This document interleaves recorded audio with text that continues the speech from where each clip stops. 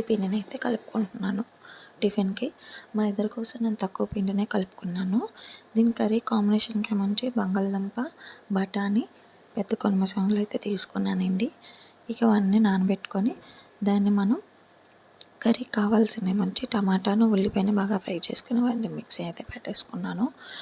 ధనియాలు, కొద్దిగా జీలకర్ర అయితే యాడ్ చేసుకోవాలి, నేనైతే చెప్పలేదు మీకు. అండ్ తర్వాత ఇప్పుడు మనం కుక్కర్ పెట్టేసుకుందాము.